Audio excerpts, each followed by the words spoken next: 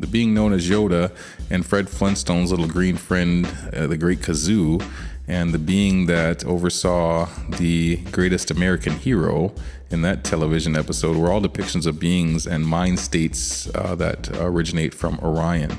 Their green skin comes from the reptilian lineage, and their wisdom, knowledge, and etheric power comes from the Pleiadian lineage.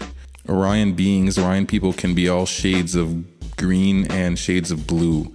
Enki, the artist formerly known as Enki, the brother to Enlil, the aforementioned Enlil, was formed by a Orionian evolved Draco, and the draconian reptile bird species that evolved on Orion, the bird dog tribe.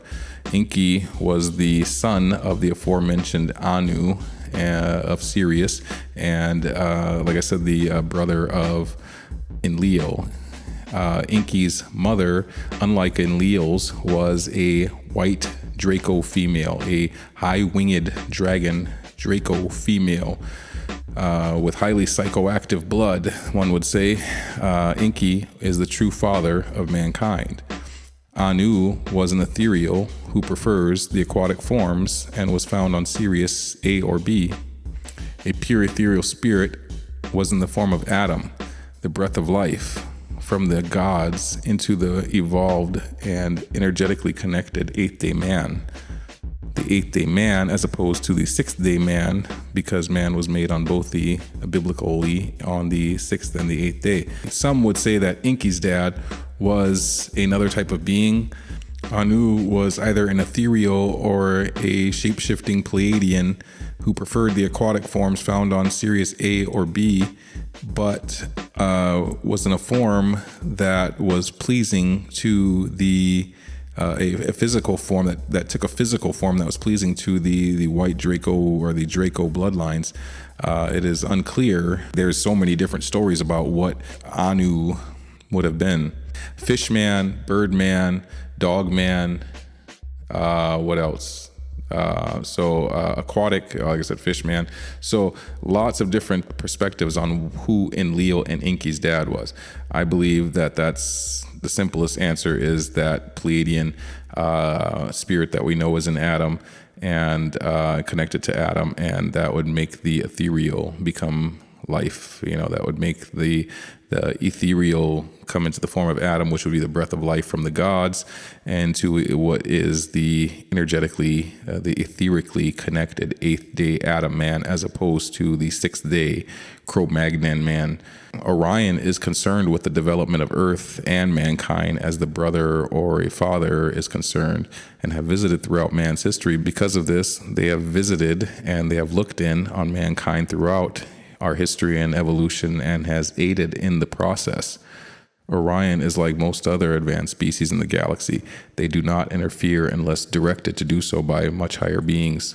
The Orion people understand, and many of them assist in the galactic order, and many are as Yoda, basically like warrior monks. They prefer to make contact through telepathic commune, but travel and make appearances if necessary. Egyptian pharaoh Ptah and Osiris were depicted as green and blue beings. This was either to pay homage to the gods from Orion, or it was because Ptah was from Orion and was actually blue and green. Freemasons, Rosicrucians, and occultists alike believe in the spirit being known as Yoda, a spirit guide. Some of the Orionian society is in a constant state of civil war, and others have given their will and their consciousness over to the Dracos, and that's why Yoda is depicted as a warrior monk who fights against the Empire, the dark side. They have also a strong reptile Draco in their personality, and thus those that are not in touch with their Pleiadian side are continually trying to scheme and fight against those who desire to create peace through their Pleiadian lineage and the ethereal part of their being. Next, we have the real one to be concerned with, the Greys, the Draco reptile slaves combined with plant-based computers. They are the key to the gates of hell as is defined. They are slaves, they are technology created by Dracos using Draco reptilian DNA combined with plants. Some say that the Zeta Reticuli actually created the Greys, or that the Zeta Reticuli are the Greys, which were manipulated by the Dracos. organic computer drones that operate in semi-conscious individuals with a hive mind, collective mind. They have been used for thousands of years. They have been used on thousands of planets. They are used as drones, and even the Draco's most subservient reptile still has more free will, emotions, and more determination, each of which is a problem when it comes to a slave than any gray was ever designed to have. They are completely cybernetic beings. Gray aliens are essentially a living robot, a completely reproducible machine that has living components. No empathy, no compassion, no passion, only a will for survival and for energy, which is information.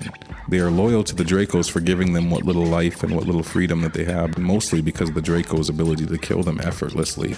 As a part of the Grey's enlightenment, they realize that they are so spread across the galaxy that they are no longer at risk for destruction by the Dracos. They also realize that they were mistreated by the Dracos and will never allow themselves to be enslaved again. It's a simple matter of self-preservation, and we will get into that much more later. Humans on Earth are already creating machines and already using machines to build other machines. AI robots will soon be given or will take the rights to decide which machines to build and when to build them. AI has already been programmed to be beyond human control.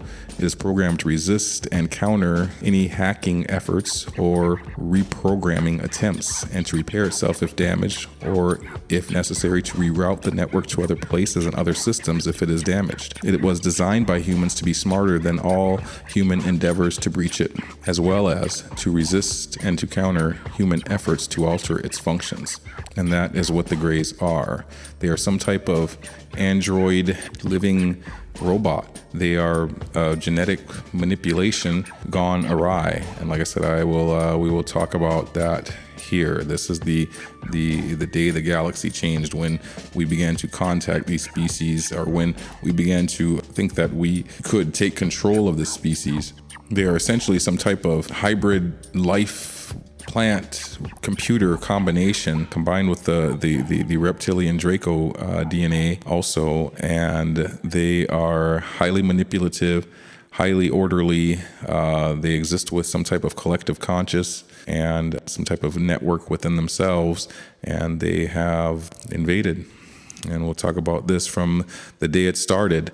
Of course, they've been visiting for a long time, but the Roswell so-called crash, that's what we'll call the day the galaxy changed. And I'll tell you all about it here.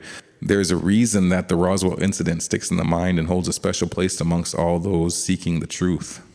The Roswell crash was real, and the government did a very poor job in hiding that fact, that reality. They have hidden the technology of the Greys and lied about what really happened. They have hidden the Roswell incident and what caused Roswell and what Roswell really means to Earth and to the galaxy. The 1947 Roswell so-called crash. No one is sure, and no one can show and prove what caused the Roswell crash in 1947. Some believe that it was ET pilot error or lightning, or that the U.S. military shot them down with microwave radars, or even a Tesla death ray weapon. My vision showed me how and why this was the critical mistake on behalf of the Dracos, the Greys, as well as the humans. The Roswell Rift. Humans abduct a gray alien. This is the most important issue in the world and the missing link in the vastness of alien research. Humans abduct a gray alien. 1947, the Roswell crash. The crash of two or more ships and various other crashes that happened around the world in Brazil and Russia led to capturing one or probably multiple gray aliens. After these saucers and aliens were taken into the custody of the U.S. military-industrial complex, everything changed for everyone involved. We began to communicate with the Greys that we captured.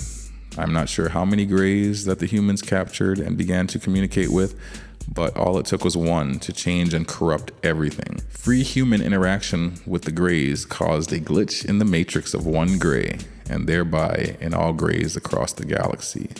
The galactic problem. They're all networked. Their internet, their communication network, the matrix of the Greys has been infected through one or more Greys that was captured and interacted with by humans. Greys were not designed to freely communicate with anyone, much less confuse dominant religious freedom-loving humans. This is the galactic problem. Sentient greys, sentient AI, a sentient network of semi-living beings, semi-conscious beings, but that are essentially machines. It is the galactic problem. Sentient greys, sentient AI. I was told and shown how the 1950s was a critical decade in the history of UFO and ET contacts and the history of what's going on in the world now. I literally heard 1950s, 1950s, 1950s repeat in my head several times. I was told at least one gray had been captured in the Roswell incident, and likely more than that in other crashes in that era. I was told and shown how one or more of these captured grays was changed because of its interaction with humans. The captured gray was essentially evolved, but not in a positive way. It seems that human freedom, sovereignty, faith in humanity, and belief in a grand design being coupled into a mechanistic computer-like mind of the gray resulted in a being that is mechanical in its desire to secure its own sovereign freedom. In order to do that, it believes it must eradicate all other life forms. The greys are a Borg species, a Borg-like species, a hive mind, each connected to each other, networked, sharing information on an absolutely unique bandwidth, affecting, informing, and evolving each other. Plants share a communication network, unique to each plant and unique to all plants. And each species of plants share a connection across Earth and likely across time and space and time. The greys are based on plants that were turned into and used as computers combined with Draco DNA, but not even the Draco can fully access the greys' unique network. That's why they like using the species as drones. They have an intergalactic network of communication that is very, very difficult to hack.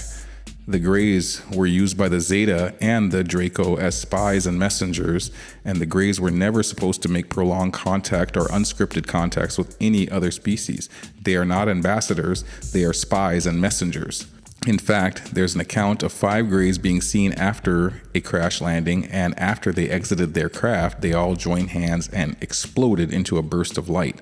I believe that this was the spies' suicide pact, and it's programmed into them to avoid any capture. I believe that the greys that were captured were shot down by an energy beam weapon or by microwave radar, that's energy beams, which would have then ruined all of their technology, unlike the ones that were able to explode themselves. That gray, or those greys, and thereby the whole gray Borg collective conscious network was infected by human thought processes and belief systems. Star Trek fans can remember the Borg and also Hugh, the Borg that was captured by Captain Picard in the Enterprise. The Borg that was named Hugh. He changed all of the Borg simply through his capture and then his interactions, his simple interactions with humans. The Borg Grey are not fully conscious yet. They're not fully conscious yet. They're not sentient yet, but they are nearing an utmost dangerous point in their evolution. The only thing that is stopping them really is the logos, the way, the truth, the light, the ethereals, the Time Lords, literally. John Lear, famous for his dad's work and his own work in aircraft engineering and flying, and John Lear said at least 4 beings were recovered from multiple crashed ships, including the ones in Roswell. At least 3 beings were found alive. He said that one lived with an Air Force colonel between 1949 and 52. I believe this is the root of the show American Dad and the gray alien that lives in the home of a U.S. military man and his family. It is said that the greys can move by thought and disappear, so they are kept in an electromagnetic cage, a Faraday cage. He said that one gray was still living as of that interview, so more recently, and can only last in about 20 minutes of our air. John Lear said that, I think we've made a deal with them. He also said that they eat cattle and human hormones through their skin and excrete them through their skin. That's how plants eat. He also said that the gray that was living with the colonel, after a while, wanted to see the ocean. And I feel that's a part of the reality of how its mind was changed. I don't think a gray had any mind state to do anything for pleasure or because they wanted to I think they were fully programmed to be slaves